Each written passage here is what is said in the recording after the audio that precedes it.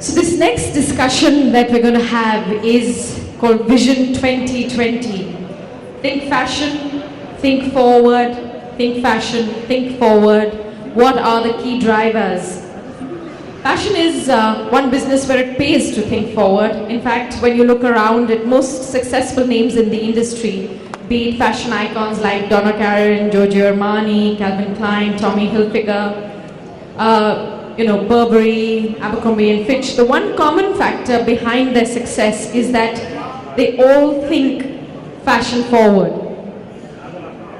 Engage with the fashion forward thinkers and trendsetters whose breakthrough ideas today will shape the fashion industry and the fashion industry's vision for the future. This is your chance to understand the trade secrets and sustaining power of the veterans of the fashion industry. You can find out how they have flourished with changing times and trends. Leaders from all domains of fashion retailing will share how they backed their decisions and created a successful best practice for the industry, which has the potential to have a snowball effect for other retailers as well. So ladies and gentlemen, think fashion, think forward. Our panelists, please welcome them, are from Akhilesh Prasad, CEO, Reliance Trends. Kamal Khushlani, MD Mufti. Kavindra Mishra, CEO, Pepe Jeans. Rahul Veera, CEO, Jilly. Vineet Gautam, Country Head, Bestseller. Viren Shah, Director, Rupam. And our session moderator, Vijay Jain, CEO and Director, Aura. I'd like to hand over to Mr. Jain to take this session forward. And ladies and gentlemen, give a huge round of applause for our experts who are going to share their insights and their views. And of course, you can always ask them questions and get some potential solutions and way forward. Good afternoon, ladies and gentlemen. Our session for today is Vision 2020. Think fashion, think forward, think fashion forward. And what are the key drivers of success in the fashion industry? We have an extremely diverse set of panelists, from single brand to multiple brand, to single stores to multiple stores, targeting both the premium as well as the mass market. With me is Akhilesh Prasad, CEO of Reliance Trends, to my right. I would request the panelists to just raise your arms so they can identify you. Kamal Khushlani, who is the MD of Mufti. Kavindra Mishra, Kavi, MD of Pepe. He is also an investor in Zobi and started Zobi. Rahul Veera, CEO of Chili. Vineet Gautam, Country Head of Bestseller. And of course, Viren Shah, Director of Rupam. I think one of the toughest challenges in this sector is the ability to forecast. And forecast year after year, and can make all the difference between success and failure. For some of you who are aware at the international platform, Hush Puppy sales were down to only 30,000 units. And Wolverine was thinking of actually shutting down Hush Puppies. This was in 1994. Till one fine day, a group of young fashion youngsters in Manhattan decided to wear it. And picking up on that trend, quickly the company launched a 1950s era suede shoes in colors from pink to green. And soon these shoes were being worn by a whole host of Hollywood stars, from Tom Hanks, Sylvester Stallone, Sharon Stone. And that company went on to sell 430,000 shoes the next year, and the year following that 4 times as much. So getting a trend or being able to create a new line can make all the difference between success and failure. However, different companies have followed different strategies for success. Okay? Some people are leaders who create the fashion, create the design. It's a high-risk strategy, while for others, it is better to adapt, take a lower risk strategy of not risking your stock, and different people have approached it differently. An example of this is really the trouser industry in the country. If you look at it, most apparel companies today are selling colored trousers. It's diffused to the extent that colored trousers are even available on the street. Others have used manufacturing as a base of competitive advantage in the fashion industry. They've been able to shrink the production cycle. Benetton is one example on one of its category where it did not dye 20% of its goods. Or in cycles where it takes 12 to 18 months to get your line out. There have been people like Zara who've been able to cut short the supply chain. So different people have used different drivers to succeed. You've seen, Sabse Sasta Din by Kishore Biyani. You've seen Valentine. You've seen Akshay Tritiya becoming a large occasion for a driver. I think one of the challenges when we were discussing this with the panelists was that, when it is difficult to forecast a season or 2 seasons ahead, how do you forecast 2020? And should we be looking at 2020 in terms of fashion? I don't think there's any gray area that fashion is here to stay. But can we look at broad emerging trends in the Indian industry? And I'm going to ask Vineet to take that question. Thank you, guys. Thank you so much. I represent bestseller. We have brands like Jack and Jones, Bermuda and Only. We're one of the retail players who runs into fast fashion.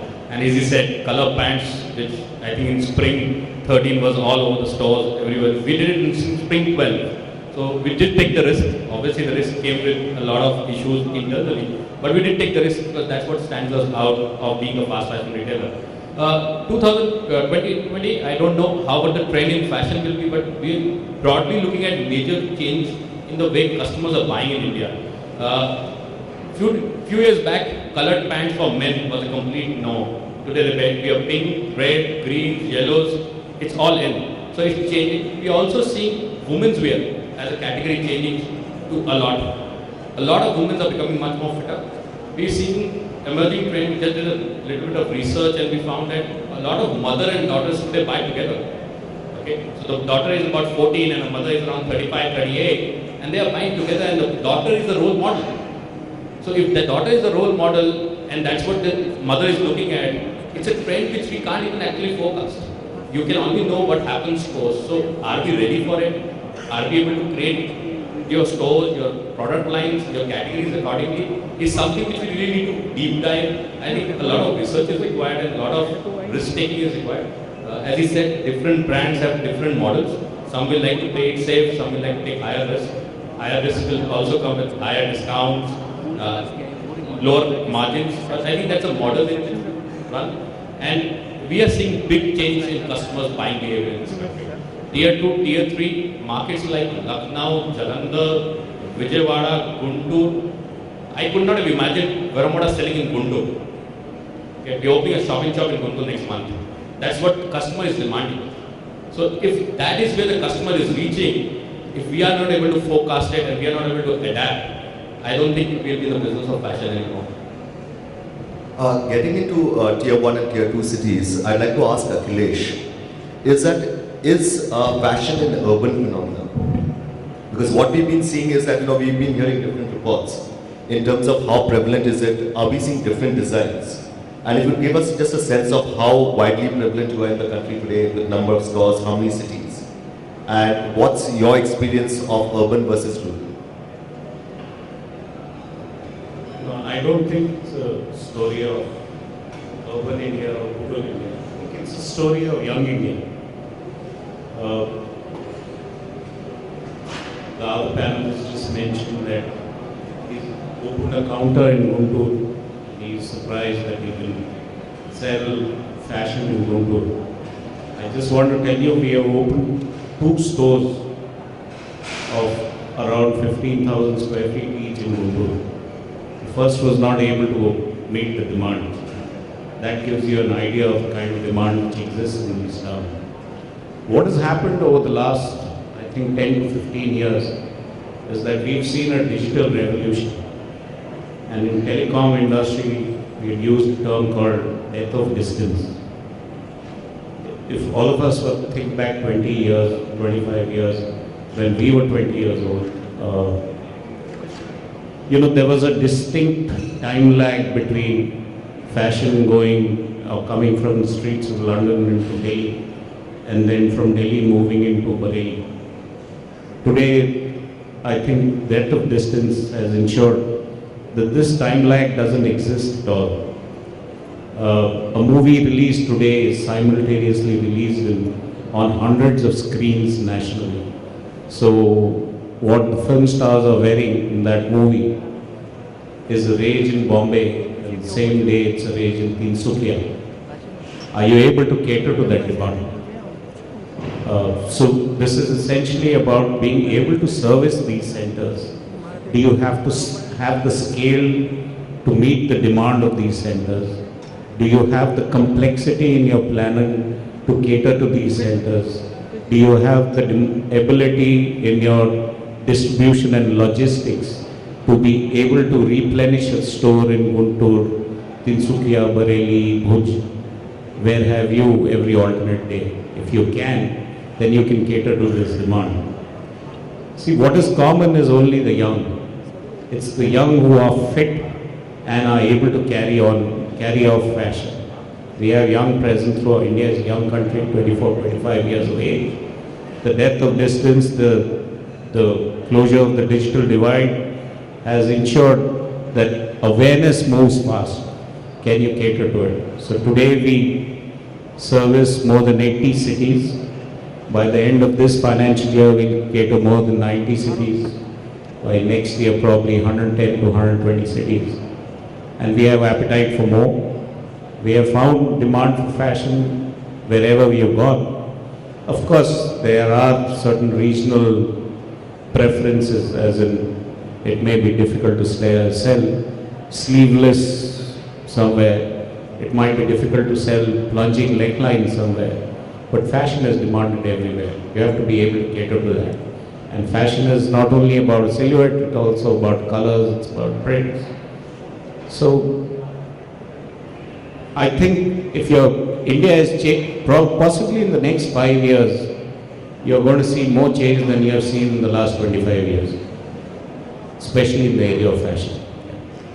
So in such a fast evolving market, I'd like to ask Kamal, how difficult or easy it's been to create Mufti? You know, it's in the last 5 years we've seen a huge explosion on the brand.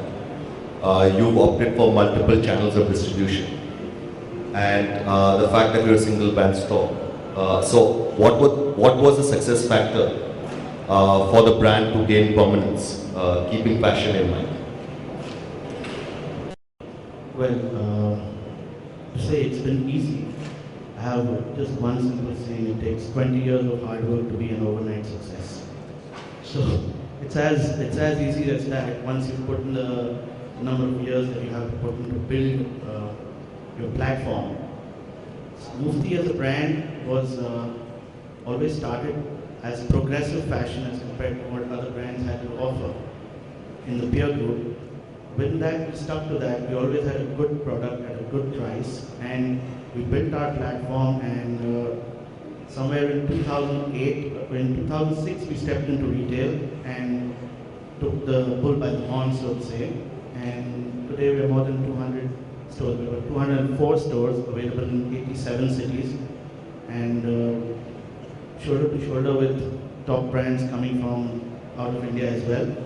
So now to address about creating new markets, India is really evolving as a country, and when we started this business, the market that existed was the MBO market, the mom and pop run stores all over the country. And that was the market we had. Then a new market that was created was the large format stores, which was the Shopper Stop, West Side, Pantaloons, etc. that came into existence. And soon after that was retail, which was the direct retail was another market that was created. It's a challenge creating these separate or channels of sale and managing each medium in a balanced and profitable manner, and each one growing consistently. But the challenges are different for domestic or homegrown brands and different for the brands that are international. And they have other challenges of price points, etc., and the places to choose, which are the cities they can choose, though there are smaller towns where there is a demand for high-priced items also, like Guntur. It's a little different for Reliance Trends to be there, but it's very different for a Jack and Jones to be there. So we can see that the demand for higher-priced brands also is going up in the tier 2 and tier 1 towns. The challenge is how we maintain the MBO market and the LFS and the retail market. Because the MBO market is another one where you give them on, you can have different ways of selling to them. Either you sell to them on an outright model, or however you sell them, there's a certain margin that you offer. Then there are certain leftovers that they have, and in your own retail stores, you would put a discount. So balancing that business is a really, really tough challenge. However, we have been able to balance it well, and all three channels have grown equally well, and all three are profitable. So from a single brand, we come to a single store. And I'd like to ask this question to Viren. Rupam is an extremely well-known store and a brand in its own right in Bombay. And for you, how do you keep the fashion quotient on? Because, you know, at the end of the day, you have to rely sometimes on outside merchandising, sometimes on your own. So how do you keep Rupam on top of mind of consumers as a destination to come and shop? And have you seen any changes in the last 5-10 years with other brands or other formats coming into the country? See, Rupam is there since 1968. Earlier was quite a small 300 square feet. Now it's almost 40,000 with 7 floors. Earlier we used to sell only garments. Now it's become a department store. So you have jewelries, you have perfumes, you have bags, you have stationeries, you have toys, you have household items. It's like a department store. Of course, our main focus is a traditional bridal wear, including saris and children family wear and woolens. Woolens is our best selling stuff.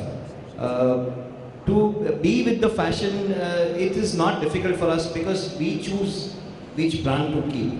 So normally the brands are more worried about their fashion. Obviously, our designer team takes care of those things.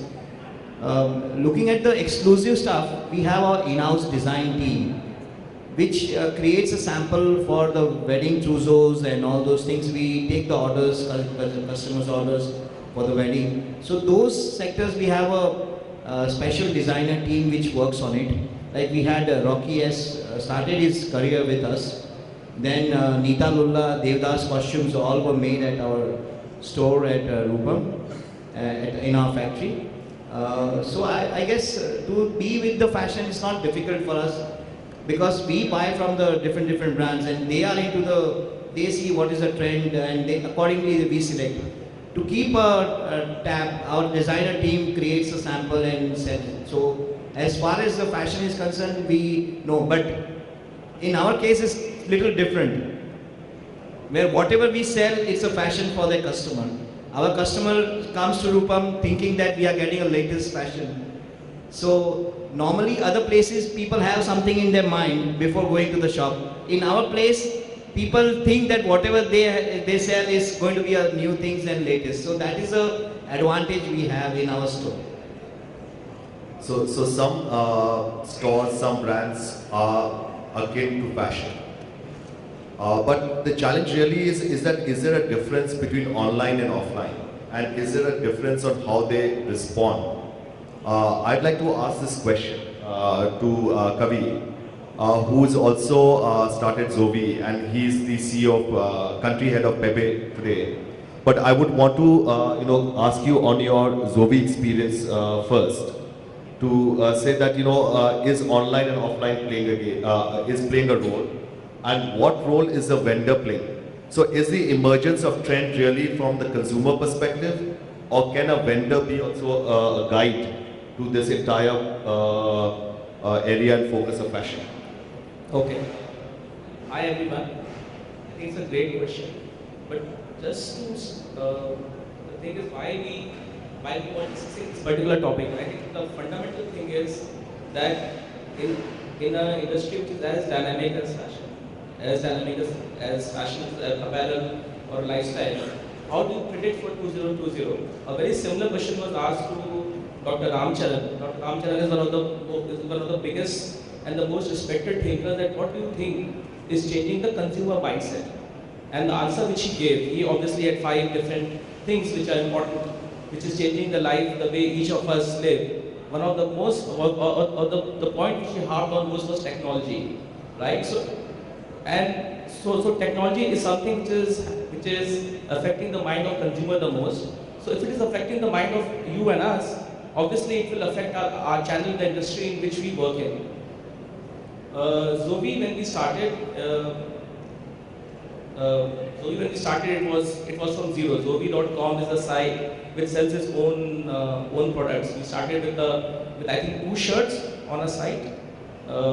Typically, if you would have started with the traditional mindset of how our industry, apparel industry works, we would have taken 9 months.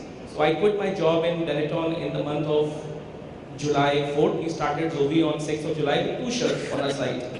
In 6 months, we not only had our autumn-winter line of that season, we had already had given orders for spring-summer, and we did a complete line planning, and we had products on site.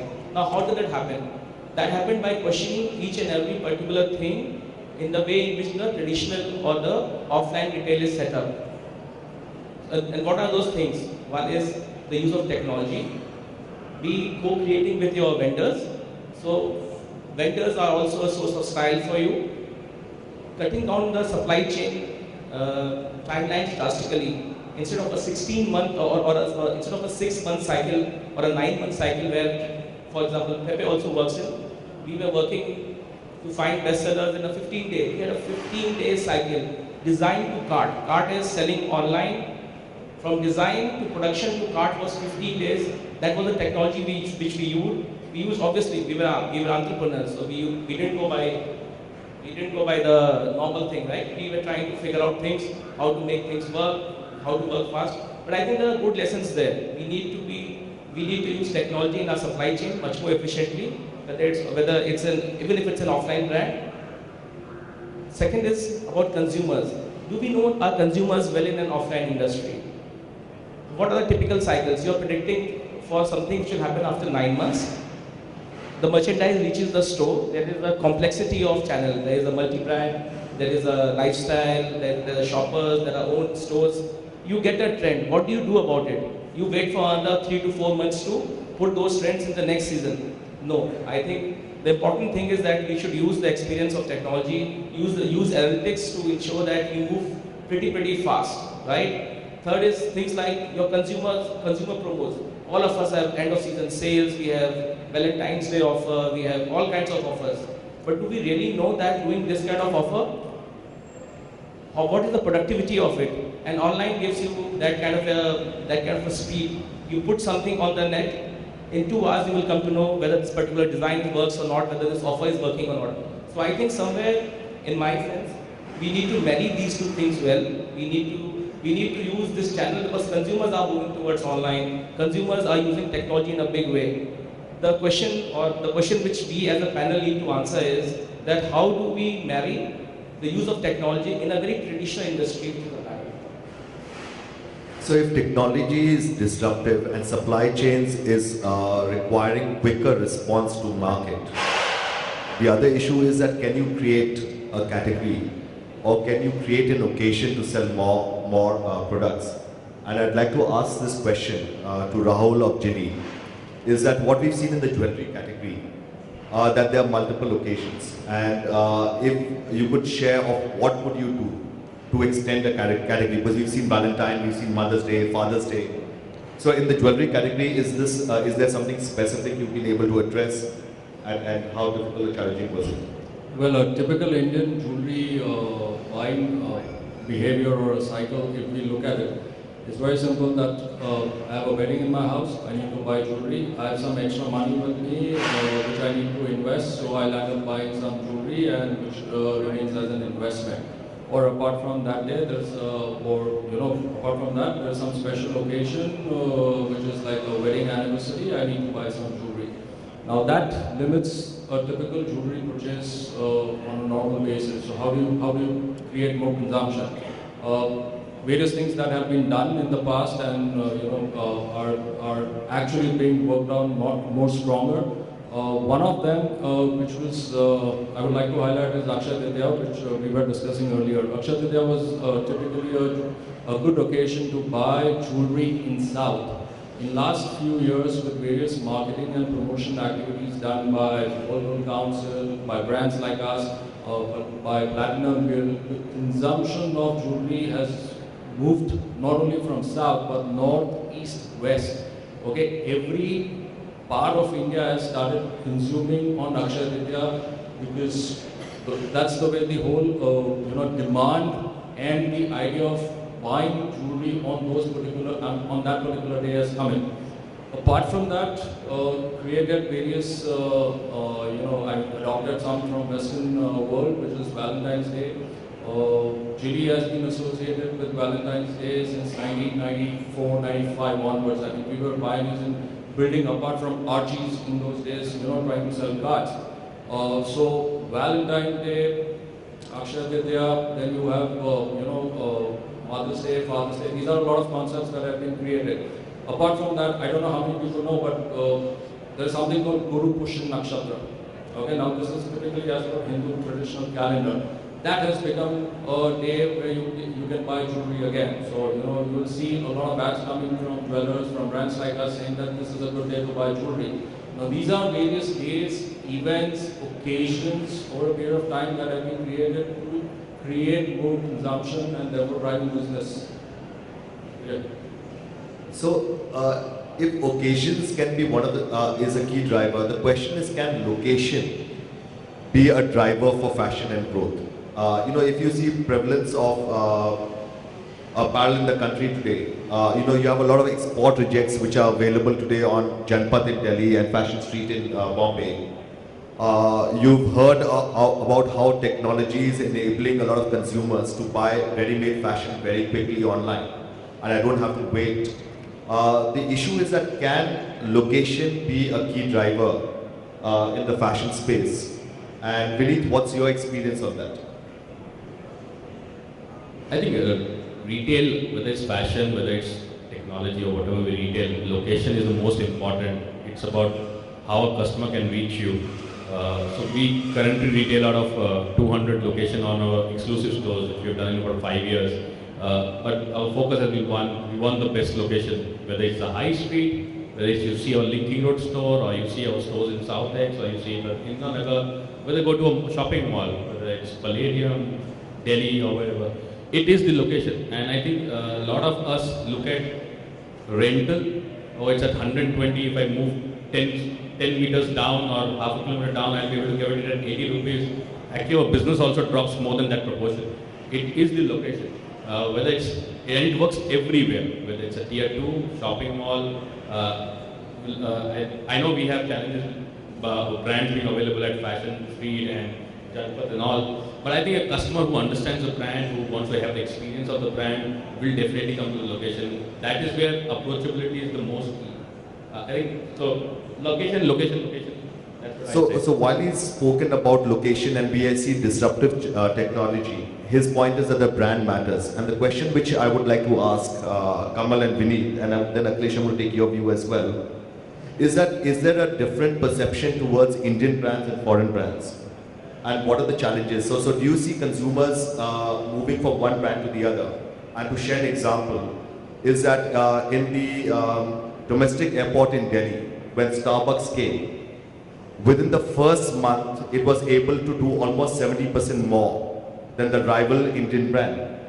And it was not that the traffic had moved, it was not that they were significantly more expensive or more premium. So what are the challenges? Because earlier we had said, being an Indian brand, being entrenched in India, having distribution were key advantages. Now, when you talk about brand as being key, as an Indian brand, what are the positives and negatives you see in terms of a consumer?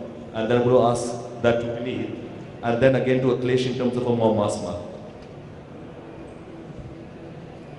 Okay, so simple answer to this is if there is a difference in perception for Indian and foreign brands, depends on the brand you're talking about. It's a simple difference between Gora and Kala.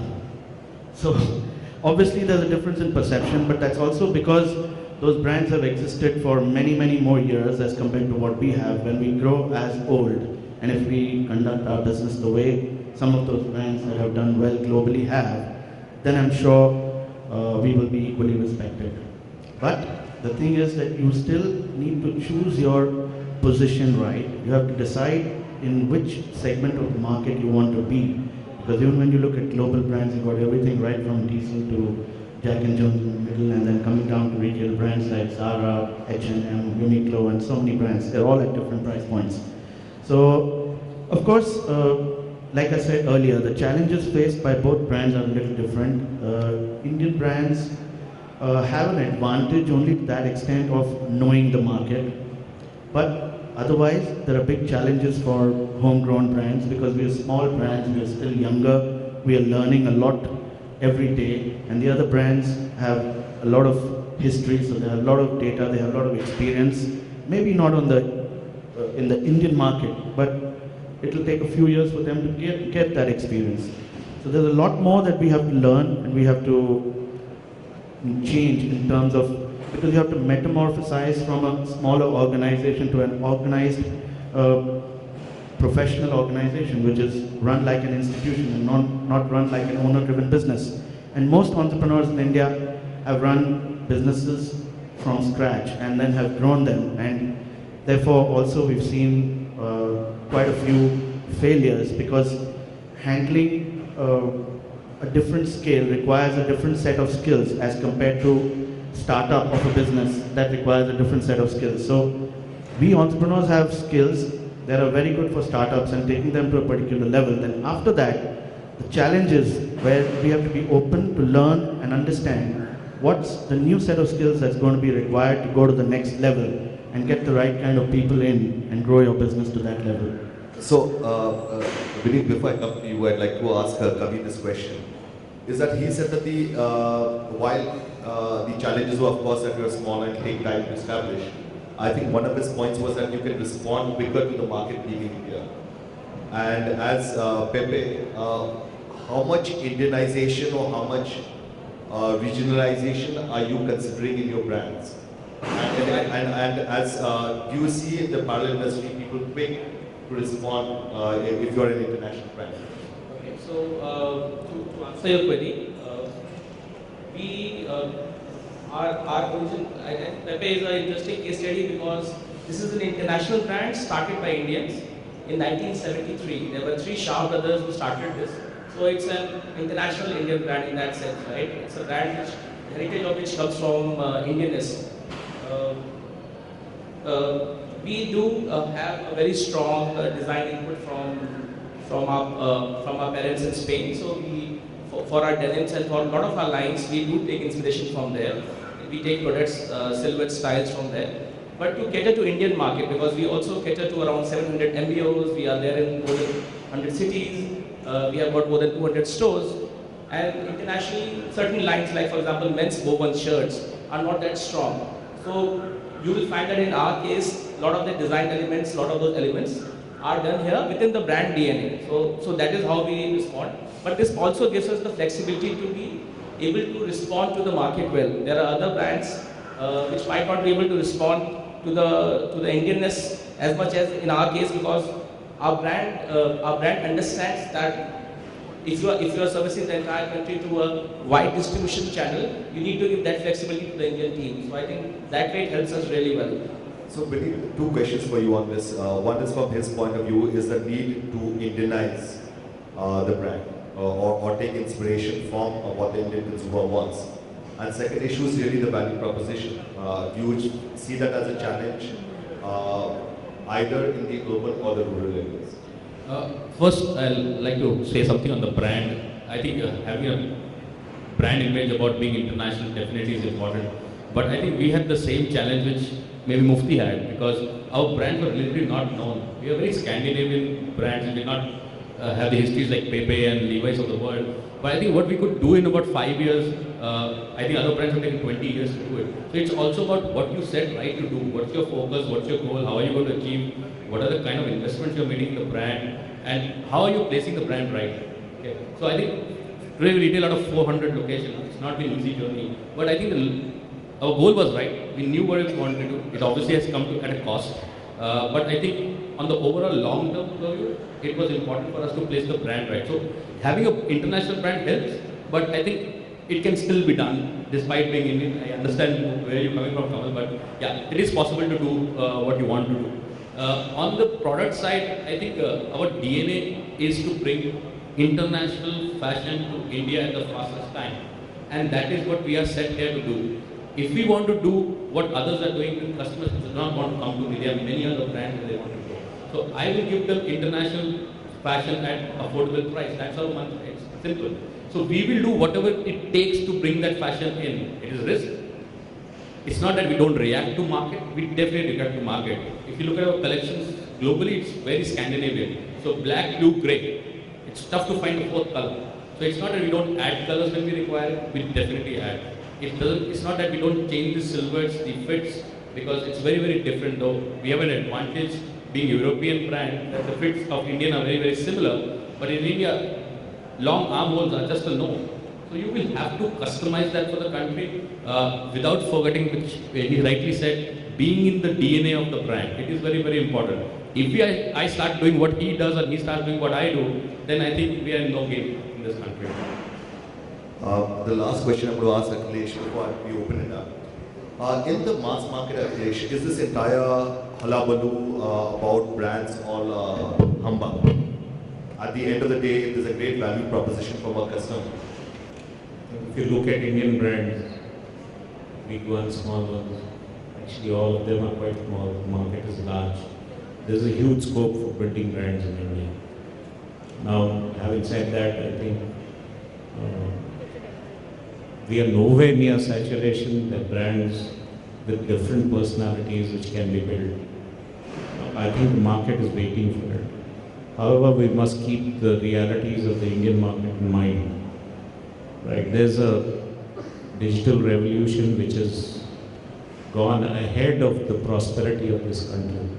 The technology that we floated out in 2G telephone was the generation ahead of Europe.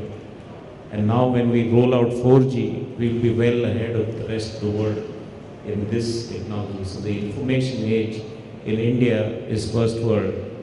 But the affordability of fashion is a critical factor you must keep in mind. You must be very clear in your mind what is the scale at which you want to operate. Are you talking about sub 100 crores? Are you talking about hundreds of crores? Are you talking about thousands of crores? Then your brands have to meet the aspirations of those number of people.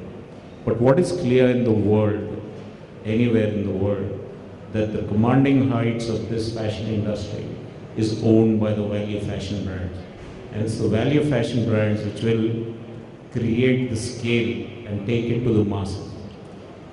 Whether even if you look at Uniqlo, or you look at H&M, or to some extent even Zara, they are basically value fashion brands. It's just that when you convert a dollar or you convert a pound to Indian rupees, that you feel that they are premium brands. No, in their home markets, they're still value fashion brands. Today, the kind of volumes a Primark flows through its stores is from a new category called disposable fashion. This is all fashion. It depends on what you want to cater to. And I think in India, if you get it right, our discovery is that fashion can be sold in all markets. It's only about whether you're able to scale up, whether you can produce those volumes. I have designers working out of Europe, working out of East Asia, working in India. My design head is an expat. So we have the best of talent in the world today. And there is no reason why we can't produce design and give it to a customer. The price is a surprise. We are not cheap, we are value. And we give you excellent fashion at the right price. And we have been, and the scale at which we now operate gives us a chance to scan the globe for the best of fashion, the best of fabrics. I work with fabrics out of China, Southeast Asia. I work with designers from anywhere in the world, and we are still in the value fashion range. So it's all possible, guys. Depends on what's your ambition. if there are any questions, we'll be happy to take them. I will just Go ahead. to add what Mr. Sars has said. I think on the question of Indian versus international brands, the most fundamental thing is even now the biggest brands in this country are Indian brands who make money, the profitability. If you look at it, those are Indian brands. So I don't think we need to be very. The debate should not be whether it's Indian versus international. International gives you a head start, right? The way it gave to us at some point of time, the way it's giving to Vineet now. But you need to provide the right product at the right price, the right quality, and the right value. China, for example, there are multiple examples of the Chinese brands which are doing fantastically well. They use the Chinese taste. There's a site called Wankle.com. If by any chance you guys get a chance, go there and see that site. It's wancl.com. Wankle makes it's an online private label.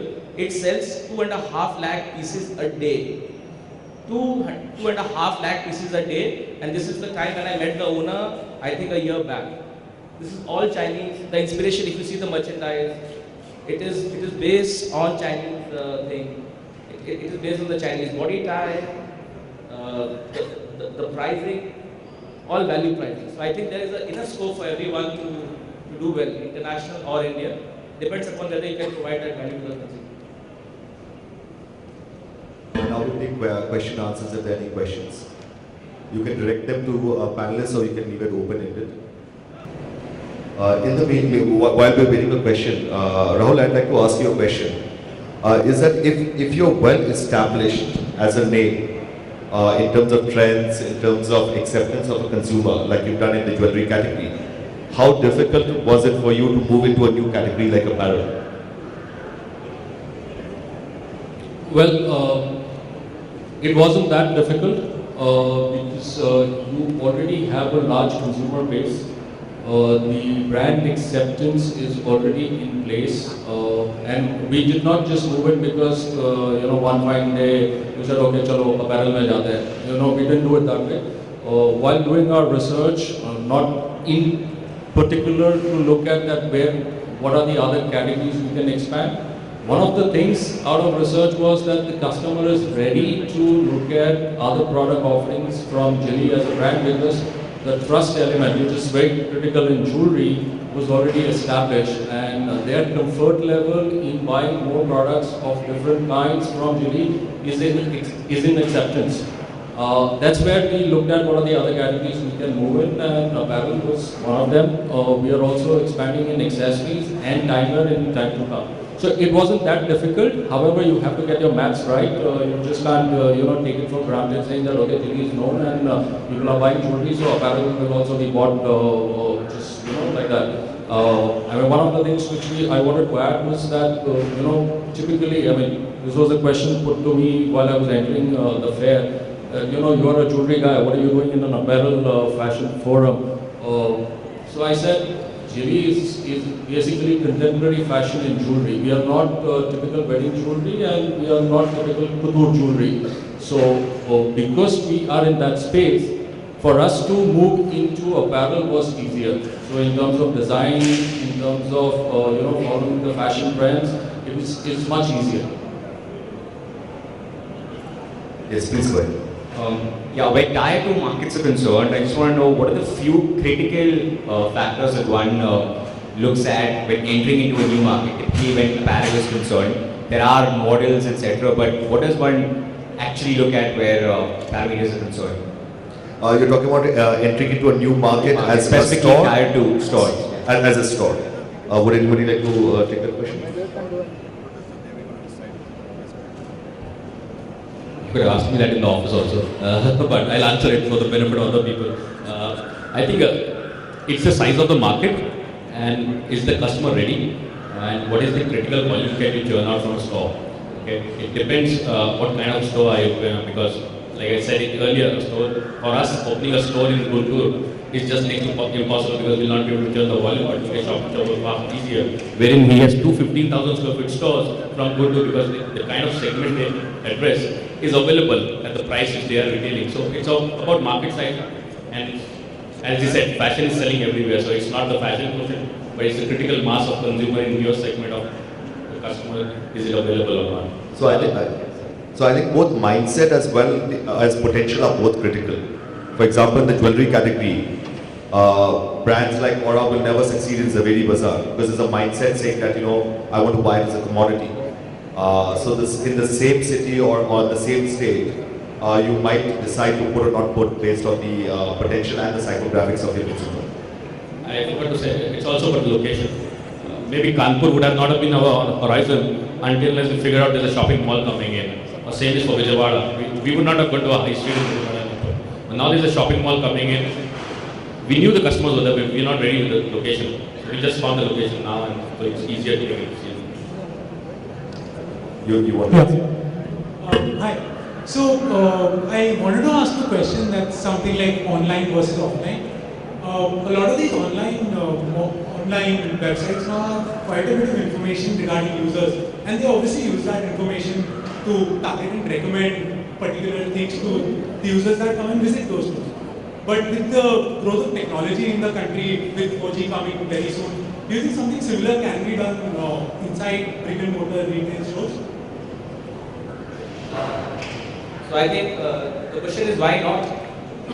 That is something which for me, I've been for 15 years in retail, 13 years in offline, 2 years in online. I think my biggest learning after my initial days in Mathura were during these 2 years. So yes, why not? I think, and you will see, for example, Pepe doing a lot of that work going forward. So yes, 100%.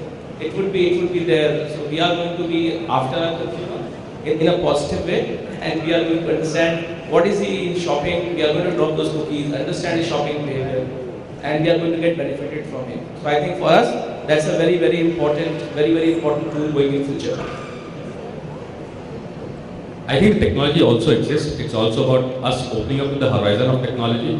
I just saw a demo of an app 2 days back which fits into your music system in the store and remits waves, which pushes promotions to customers, which pushes the kind of category of product they want to look at it.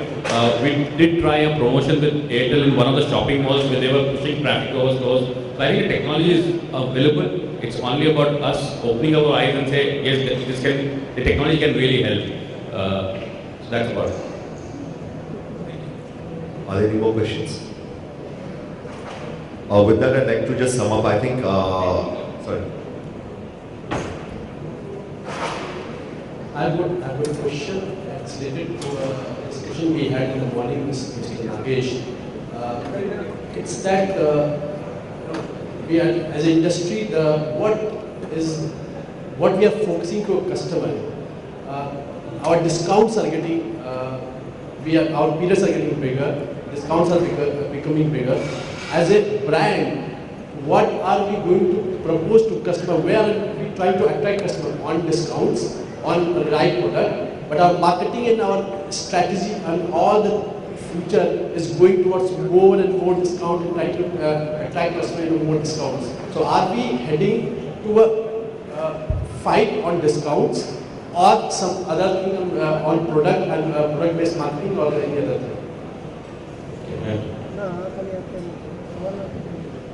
Why do you give a discount? Give a discount to a customer because he is not seeing value at the present price point. When you give a discount, he buys. That means he sees value only at that price point. Right? So now if you scan the globe and the guys who put less discount or no discounts, you will find that they are people who deliver fashion at value. Please don't go away with the impression that fashion has anything to do with price. Fashion has nothing to do with price. That's my belief. If you can offer fashion at the right price, customers will buy it and your discounting will be lower. I have enough examples in India of people who hardly give discounts, both at the upper end and the lower end.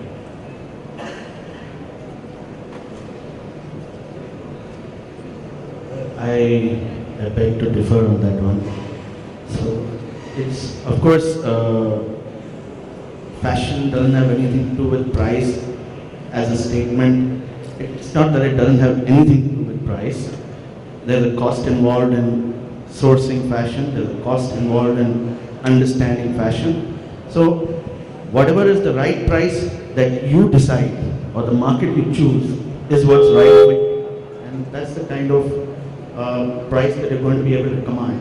Now to say also that the customer does not see value in that price is yes and no, because there are different set of consumers who buy in the fresh sales even at our price points, and our price points would be lower than just, let's say, a shade lower than Pepe and lower than Jack and Jones who's sitting on the panel. But nevertheless, also we have consumers who come and buy in discount, and of course there are some other brands at higher price points who are expecting the Indian market to grow at a particular pace, and therefore they're going on higher discounts, I suppose, because they're unable to clear merchandise. But world over, there's a market that coexists. There are people who buy in fresh, and there are people who buy in discount. So it depends on company to company, Avnish, to answer your question, is that how aggressive are your plans and how good is your supply chain management. Can you split your forecasting into two parts where it comes to producing for a season? Can you look at how the season is performing and produce in the middle if you have a higher demand, or stop at that if your demand is not good enough? That could decide the kind of discount that your brand will go on at the end of season sale. I'd like to add one more thing, because it also depends on your business model. Our business model is about fast fashion. We will kill the product and bring a new product. I have to clean the shelves out. What will I do of the product? Okay, if you are a fast fashion retailer and your product cycle is 45 days and you've not been able to sell the product, what are you going to do with the product? And as he said, they are different customers. We do super Saturdays. I don't know how You have not answered his question, saying why are the discounts increasing? So I had a question that Not that, yes, you discount to clear out product, that is a fact of That's a life. fact. His I'm question is asking- why is it increasing more and more? Look, we are on the fight on not product. I've not seen recently any ad of a brand which is focusing on a product. They are more focusing. I've seen a lot of brands are putting ads on uses, not on product. So I'm saying, are we fighting? Are we going ahead to a fight where we are only focusing on discounts and not on the product, on a right product, right time, and at right place? I think it's a more short-term thing. If you look at, there are enough examples in India where people have fought on discounts, and a couple of listed companies have gone down under. Because, you can give 20, 40, 80, but you can't go beyond 100% discount. And I think it's a more function of where the GDP and the market is currently today. But I think the fact that it's a product which drives, I think there's no questions asked. I think, one of the questions I didn't ask is, do new launches make a difference? And if you see in India, for a lot of the companies, 8 to 10% growth can actually comes in from new launches versus your steady products. I think we are running out of time, so with that I'd like to just summarize. I think one of the things is that when we began with, I think 2020 is a part of vision, and we reviewed trends and what is the consumer behavior, especially mothers and daughters, which is both an urban and rural phenomenon. The fact that fashion is not only an urban phenomenon, but it's also a rural thing today. Despite the advent of a large number of brands, it is possible to create a new brand, as Mufti has just spoken about. There's opportunity for both branded and multiple and single brand stores, as Rupam has just shown, that being a single brand can still continue to build a very, very fashionable model. Location is very key, but the online and offline is becoming a huge challenge, and the fact that the supply chain can actually be an advantage in terms of the online presence. We've looked at Indian brands and foreign brands, and both come with their pluses and minuses. But I think the need to respond to the Indian consumer is very, very large.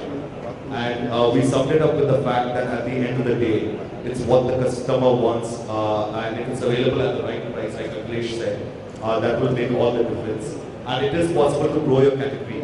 Answering to your question is to create new occasions, like Rahul had said. So with that, we'd like to sum up and say thank you. And please give a round of applause to the panel. You've been a very good one.